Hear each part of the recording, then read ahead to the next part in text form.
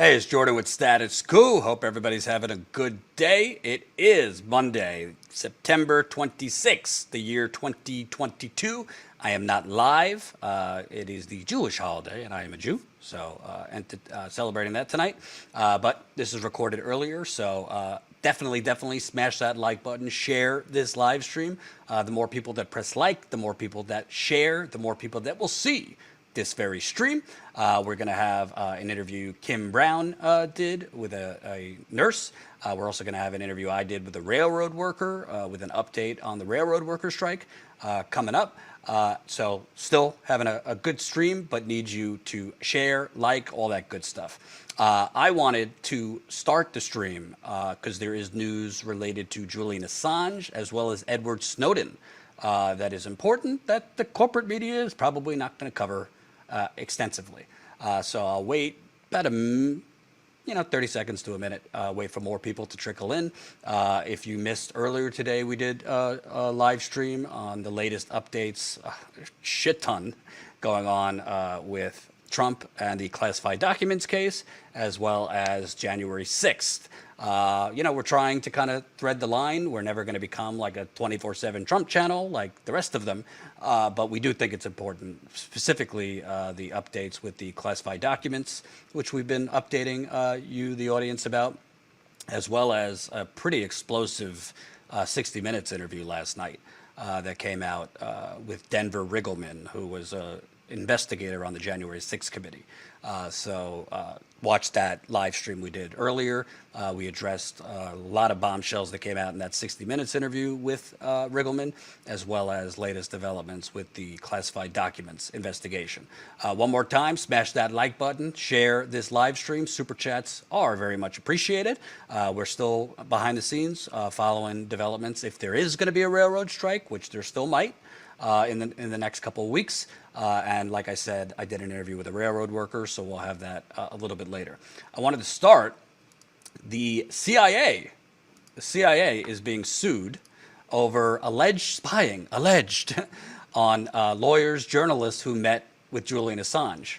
A group of journalists and lawyers sued the CIA and its former director, Mike Pompeo, over allegations the intelligence agency spied on them when they visited WikiLeaks founder Julian Assange during his stay in Ecuador's embassy in London.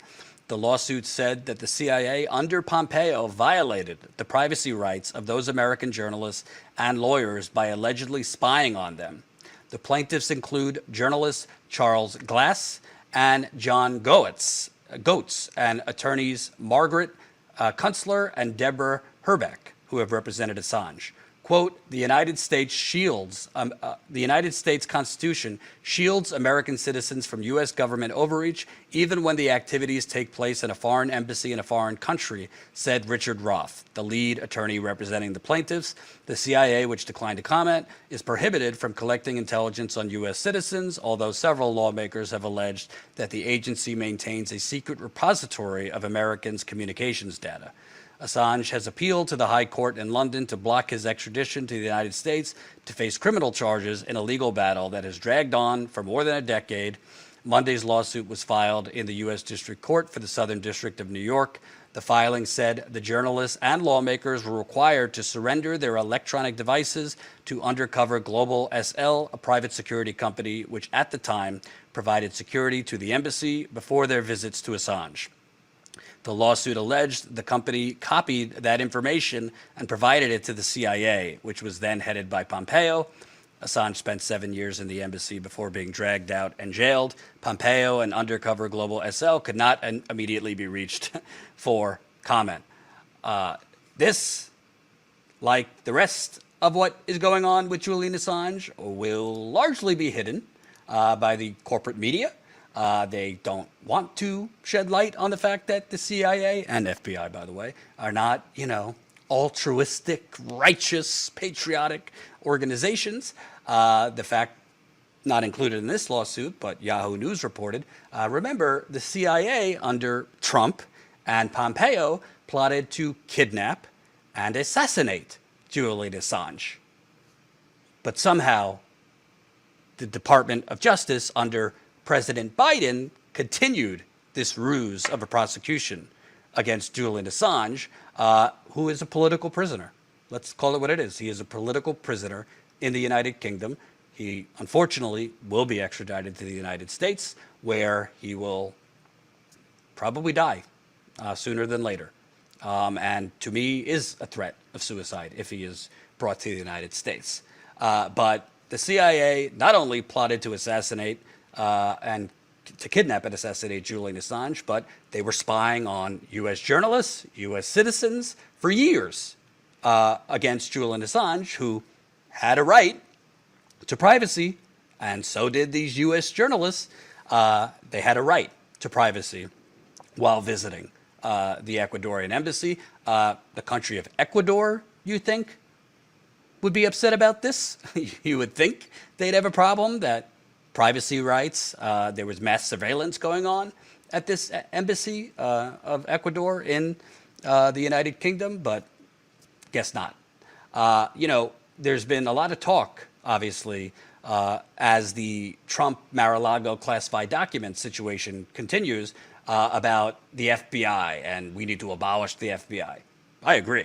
I mean, I think in terms of the FBI's crimes, raiding Trump and actually going after Trump for hijacking hundreds of classified documents, including reportedly nuclear information, information about human sources, to me, that's not on the list of the FBI's crimes. This is a good thing. But lost in the discussion has been the CIA. The CIA is a rogue agency. The CIA has been instrumental in overturning democratically elected governments and leaders across the globe, Iran, Nicaragua, Libya. I mean, we could go on and on and on. And the CIA has railroaded and pretty much, as of now, ended the life of one of the premier publishers that exposed war crimes of the United States. Daniel Ellsberg did the same exact thing. He is heralded by the U.S. media and politicians as a hero.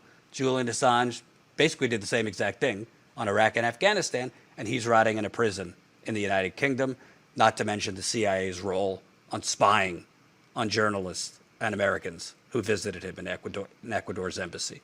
So very important news. I'm not holding my breath that the CIA will be held accountable, because the CIA is never held accountable for anything. But we'll see. Also important news as far as Edward Snowden. Edward Snowden has been granted Russian citizenship. President Vladimir Putin on Monday granted Russian citizenship to Edward Snowden, the former U.S. intelligence contractor who became one of the world's most high-profile fugitives after he disclosed mass surveillance techniques to news organizations. Mr. Snowden said in 2020 he was applying for Russian citizenship, describing the decision as a practical measure to give his family greater freedom crossing borders. His request was granted by Putin in a decree dated Monday and published by the Kremlin. Snowden, 39, was among dozens of foreigners granted citizenship in the decree after giving hundreds of highly classified NSA documents to The Guardian and The Washington Post. Mr. Snowden had planned to seek asylum in Ecuador and set out from Hong Kong to reach South America. But as the U.S. authorities sought to reach him, he became stranded on a layover in the transit zone of Moscow's airport. Good for Snowden, bad for us. Edward Snowden shouldn't have to be holed up in Russia. Edward Snowden is a hero. He's not a traitor. And by the way, the NSA's supposed ending of surveillance, yeah, look into that. The NSA and their private companies they work with are still surveilling and spying on us. But Edward Snowden should not have to, should have never had to seek Russian citizenship. He should be able, as a whistleblower, under whistleblower protections, should be able to come back to America. Now, would he possibly have to face some legal ramifications? Maybe, but in terms of the greater good, what he exposed has been very, very important. The media ran with his reporting and credited him. There's never been any evidence that he put anyone at risk. So I'm glad that he gets a little bit more room to, with his family, travel. But it's unfortunate in terms of the criminals that get away with real crimes here, like it seems Brett Favre of stealing welfare money from poor people, like the bankers who tanked our global economy, like the fossil fuel executives who are poisoning our water, our earth, our animals, our air.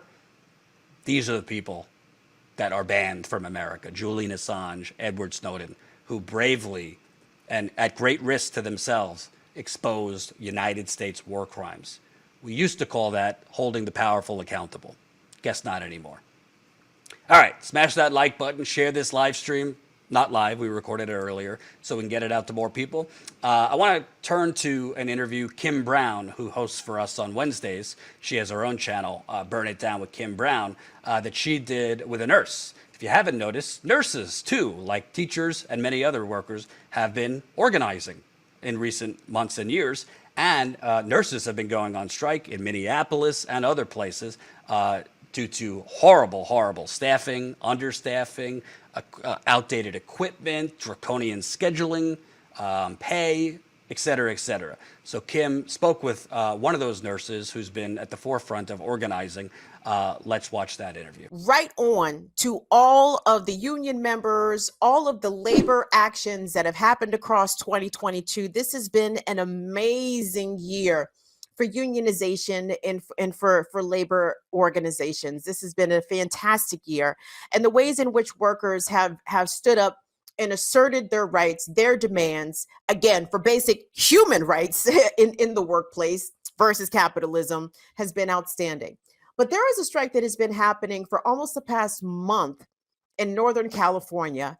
Over 2,000 mental health care providers have walked off the job at Kaiser Permanente because they say that Kaiser is failing their mental health patients with their policies, with the ways in which they are understaffing and spacing out appointments for patients who are experiencing mental health crises. And this flies in the face of a recently enacted California law, which mandates that health insurance providers must treat mental health problems with the same urgency as they would treat physical problems. So I wanted to run this clip. This was posted by WSWS.org, their healthcare letter. And this is interviewing a mental health provider, a NUHW member, back when the strike first began a couple of weeks ago. And this person outlines in pretty good detail the reasons why these workers have decided to go on strike. And it's a very principled strike because they're doing it really on behalf of their patients. So let's take a look at that. To be able to provide the type of services, the type of good mental health services that is within best practices, we can't do it anymore within the system that Kaiser has created. We don't have a system where we can actually treat patients. You know, I can't see my patients except for every 6 to 8 weeks on a time. And so my patients are literally languishing out, contending with their own crises for weeks and weeks and weeks, and feel so hopeless that they have no other options but to hurt themselves, but to suicide. And if they do try to get more help, they're then going to our emergency departments. The way that the system is working to be able to see patients in a timely manner, it's absolutely broken, and it's been broken for way too long. So what would be necessary in order to provide that level of care? Well, I mean, in the beginning, we just need to hire more therapists. I have so many colleagues who have left our system just in the last year and a half, and that's out of several reasons. One being burnout, another being feeling that they can't ethically provide the good care that they can and should. Also, treating your workers well is important. It feels false when they say thrive. We're not thriving here. And so even that is a hard thing to stomach when I come to work. Yeah. So not only am I not thriving as a psychologist, my patients are not. They're languishing. They're wanting to die. Striking is one of the hardest things to consider because we feel guilty that we're not able to treat our patients. We're not able to be there that day, that week, those months when we are striking. But really, we have to be able to stop and say, this is not okay. What we need to do is to be able to stand back and say, what is it that needs to be changed so that patients can get better care, so that the nurses, the psychologists, the doctors can actually be available. This is about our patients' care. And this strike, you guys, is set to last indefinitely, okay? These folks, this is their livelihood on the line here, okay?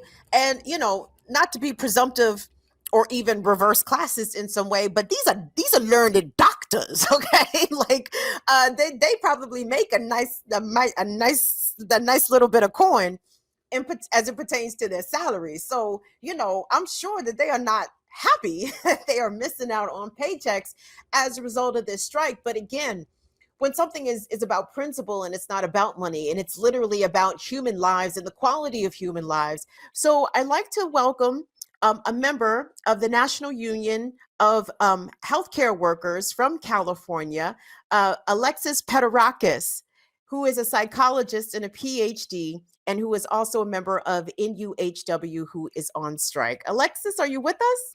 Week 3, almost week 4 of a labor stoppage by the National Union of Healthcare Workers of Northern California. Over 2,000 of you have walked off the job. Is it okay if I call you Alexis? I'm sorry, I'm just presumptively. Of course. Brilliant. Thank you so much. Alexis, tell us why you and your fellow union members are on this indefinite strike. So we've been bargaining for a new contract for our union for the last year. I'm a member of the bargaining committee myself. And so we've been trying to get a fair contract this past year. And it's been really difficult.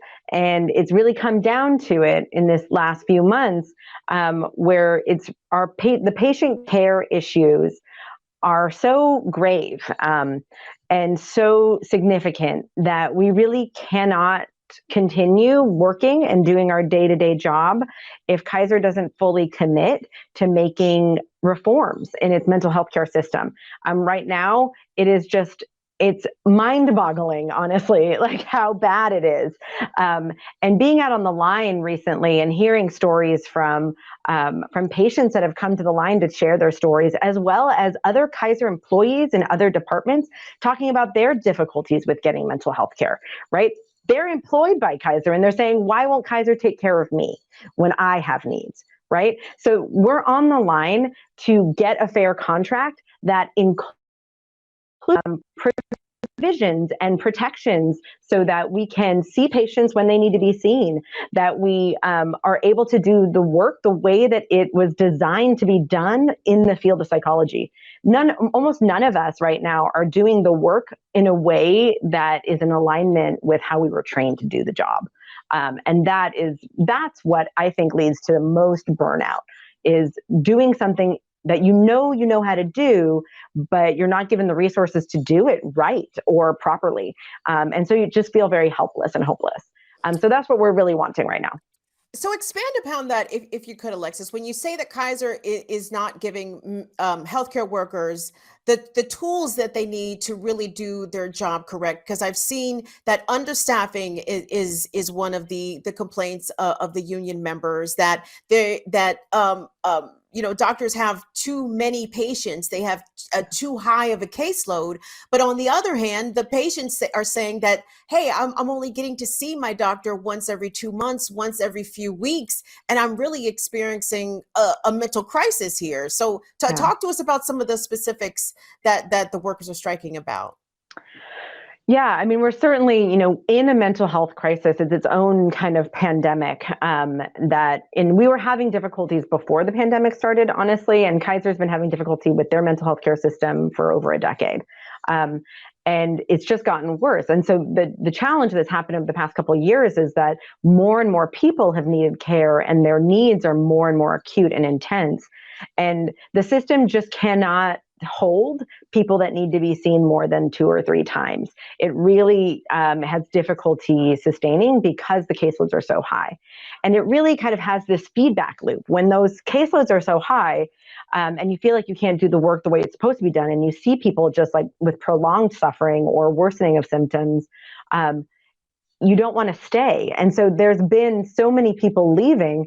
And Kaiser likes to say that there's a shortage of mental health care workers out there. And the fact is there's not in the Bay Area. There are enough people. I've seen a ton of my colleagues go into private practice.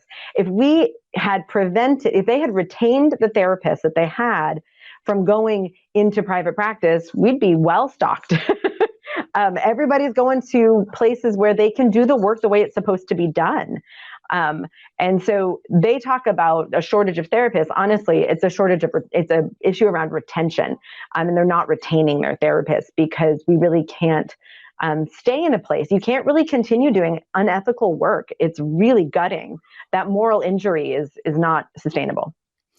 So what are the ways in which this labor action coincides with the enactment of a recent California law that mandates that healthcare is equal between mental health and physical health, that health insurance providers must treat mental health crises the same way as they would treat a physical emergency? Talk to us about the enactment of this bill and how Kaiser is not in compliance. Yeah. So the original one around mental health parity is SB 855. And really, like, that's what you're speaking to, is that treating mental health in the same way that we treat physical health, and that we're making sure that we're providing the treatment that would be recommended to whatever mental health condition or situation you have.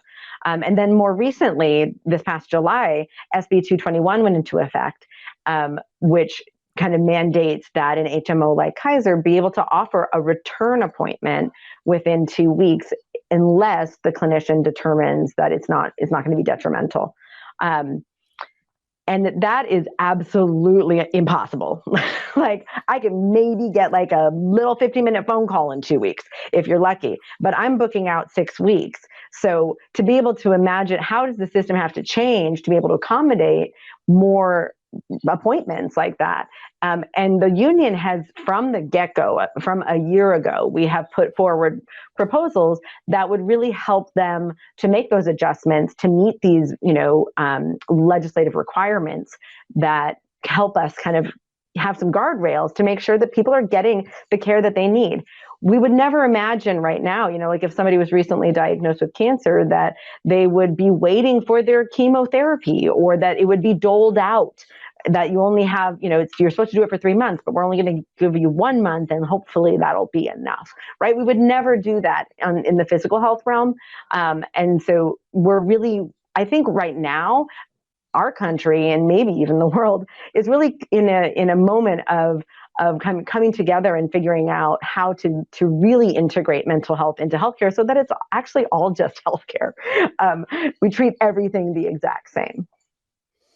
What I find remarkable about this labor action is, I've been following it from its onset, and shout out to the NUHW, post more video clips from your protest, post more video clips from your protest. But I've seen members be interviewed on the streets, on the picket line, and one member said, this is not about compensation. They said, and correct me if I have this mistaken somehow, Alexis, but Kaiser came with you with the proposal that involved more compensation, but none of the things that you've articulated about the lack of patient care. None of those things would fundamentally change, but they were willing to give you more money. And from what I understand, that was rejected. Is that correct? Wow, talk to me about that. That you have it correct. So they kind of, in the last hours, on the bargaining committee, we were ready to go until midnight. I was imagining, some classic movie around labor, like we're going into the wee hours of the night, bargaining away. But no, it didn't turn out that way. They brought to the table a contingent offer. So we had to agree to it by 10 a.m. that Monday before the strike, if we were going to get a certain amount of money, and, lump sums and things like that.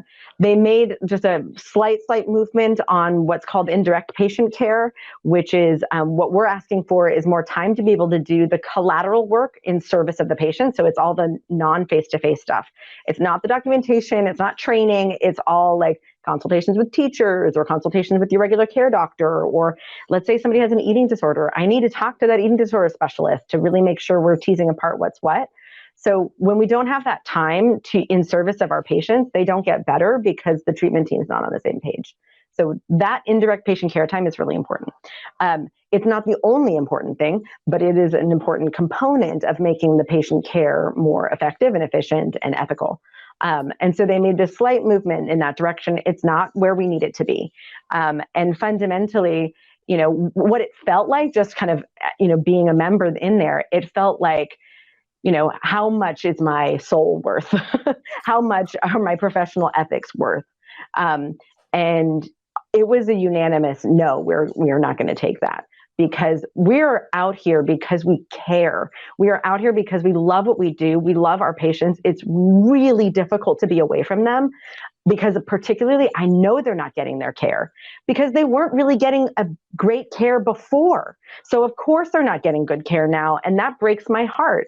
Like, that's not what we want to be happening, but they deserve better. And this is really a sacrifice that's being made so that they can get better care on the other side. Awesome interview by Kim Brown. We're going to wrap this live stream with an interview I did with a retired railroad worker to give updates on where we're at. Contrary to the media and Democratic Party and Biden, there might very well still be a railroad strike. Here is my interview with Mark Burrows. Hey, it's Jordan with Status Coup. Delighted to be joined by Mark Burrows. You are a retired railroad worker. You were with the long time, for almost 40 years, with the Sheet Metal Air Rail Transportation Workers, SMART is the acronym, which started, I believe, as the United Transportation Union. And you have been a long time in the fight, and have been active now, even retired, with the 3-year contract impasse, and right now what's going on with still, contrary to the media's reports, the potential of a strike. Let me start, just kind of give us a background on your time, 37 years in the rail industry. Most of that time was as a locomotive engineer. And when I started in '74, the standard crew size was 3 ground people, a conductor, hindman, headman, engineer. Sometimes a fireman would be on the job as an assistant engineer. And over the years, that has now declined to engineer and conductor only. They're trying to make engineer only. And in the meantime, the intensification of labor, trying to get the work that used to be done by 3 ground people, trying to get 1 to 2 people to do that work. So the big issues there are intensification of labor, along with working nonstop, on call. Most rail workers are working on call 7 days a week, 24 hours a day. It's a short version. And it seems that the rail industry in the last couple of years really put their foot on the gas, so to speak, of these draconian schedules, it seems, to get more people to quit and to thin the ranks.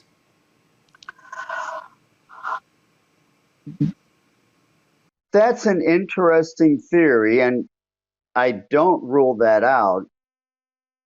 My personal opinion is, I don't think it was so conscious to drive people out that was their overt intent.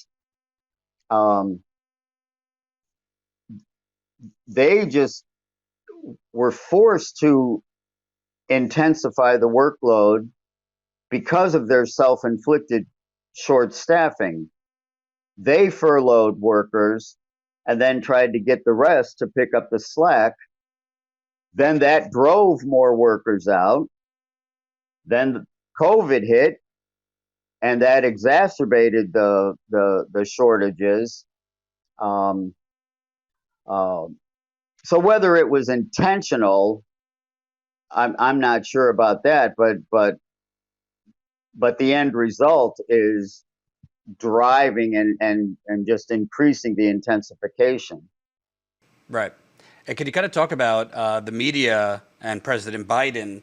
It's really been framed as kind of like victory, crisis averted. This was a done deal, and now we can move back to, coverage of the midterms, et cetera. But from everything I've seen and people I've spoken with, it's still pretty unclear what actually all the details are of the tentative agreement. There's kind of a game of telephone going on among 12 unions of what are the details. And some of the details that came out, they're giving a couple days off for medical appointments, unpaid, but they could only fall on Tuesday, Wednesday, or Thursday. And cherry on top, you have to schedule those medical appointments a month in advance. So I guess you have to schedule yourself to get sick a month in advance. That doesn't really sound like a huge victory. Well, I would agree with that assessment.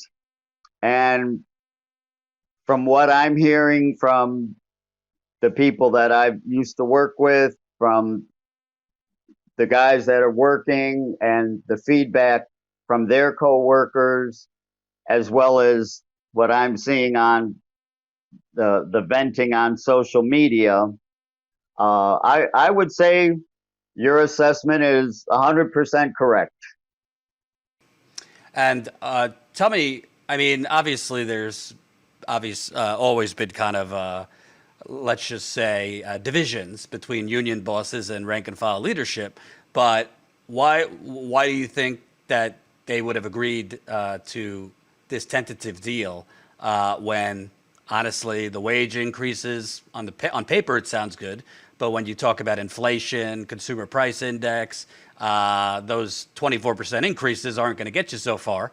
Also, when you also factor in, more money that workers have spent on healthcare, why do you think they've agreed to this, the union bosses, when, I mean, you would think you'd be going harder for some paid sick leave days, and there's really very little in this that changes the uncertainty in terms of scheduling, which railroad workers I've spoken with, that's the major thing, not knowing when you're going to be on, when you're going to be off. Some folks working, 30, 40 hours straight. Can you talk to me about, it seems odd that they would have accepted this tentative agreement, the union bosses? Well, that's a very deep question, and I would take it one step further. If you add the question of how have the working conditions deteriorated in the way they have over the last 30, 40 years, I have to put responsibility with that very union leadership. They've allowed it to get to this point. And I mean, one of the reasons Railroad Workers United exists is because we feel that the union leaderships are not fighting effectively for rail workers' interests when it comes to dignity, safety, quality of life on and off the job. And so why would they do that? Because, in my opinion, they accept the terms of engagement of the carrier. And so to get the kind of things that you talked about, safety, quality of life, on and off the job, that would take a real fight. You can see that the carriers have been intransigent and have been aggressive. And to turn that around and to go on a counteroffensive would require a tremendous fight to mobilize the workforce in the industry, to mobilize the public and take these issues to the public. And in my and in the opinion of Railroad Workers United, they're not up for that kind of fight. I've always said, if you were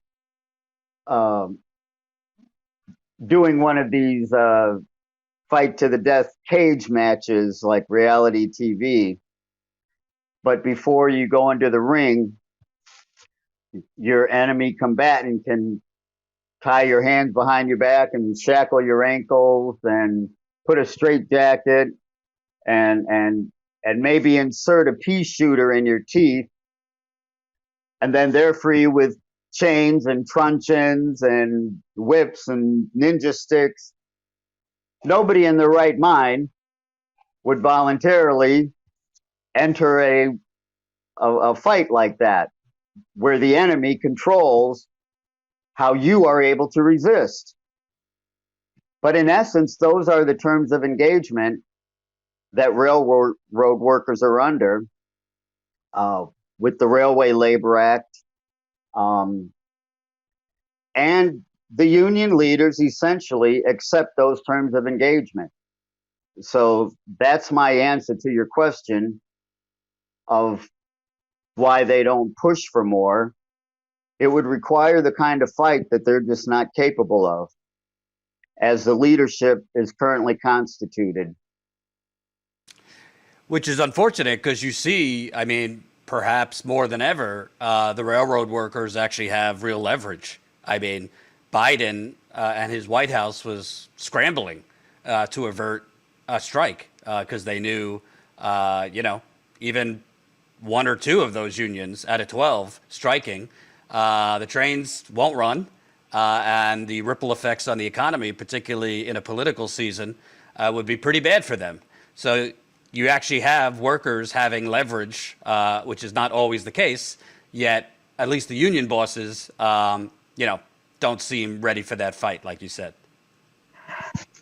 I 100% agree that's not only is there leverage in the current existing reality of supply chain and all of that, but as our story has been creeping out into the media, just as a natural part of the process, and as more and more people become aware of what the issues are for railroad workers,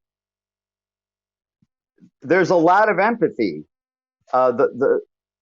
Anywhere we go where we are able to tell our story to a public audience, people are in disbelief, are outraged, and the potential is there for tremendous, overwhelming public support, but it takes an effort to go do that.